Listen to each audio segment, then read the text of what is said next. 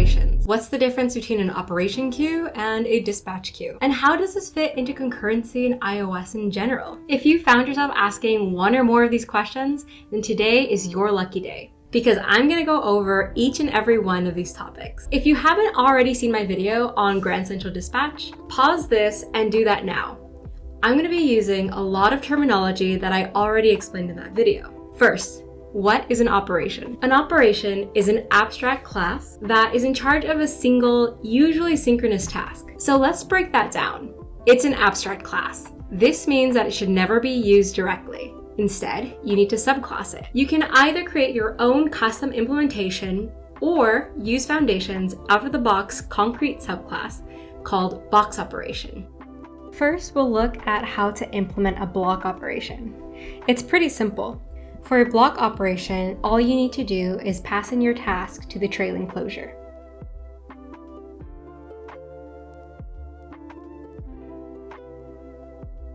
To implement your custom operation, you first subclass operation.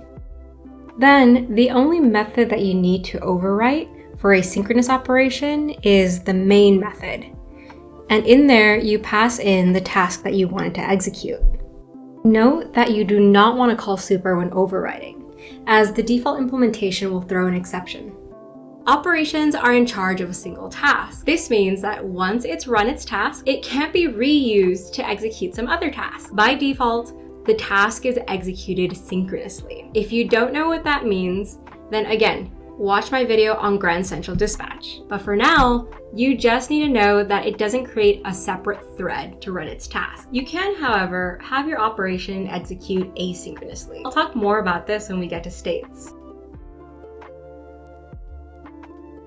You execute an operation by adding it to an operation queue. This is a queue that regulates the execution of operations. This is not to be confused with a dispatch queue. You pass tasks into a dispatch queue, and you pass operations that contain tasks into an operation queue.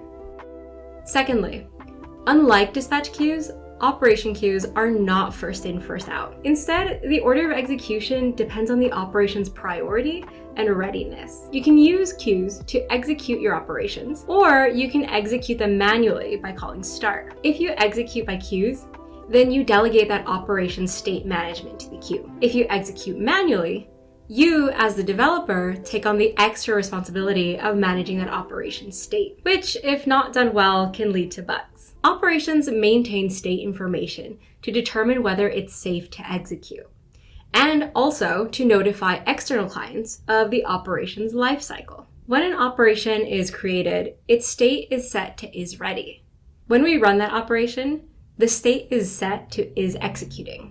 Lastly, you can decide to either cancel the operation or let it finish, which sets it to is canceled or is finished, respectively.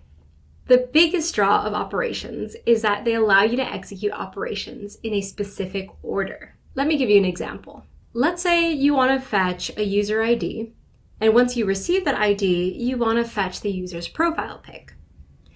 This is a pretty common scenario. Well, these are two different operations, but one depends on the other.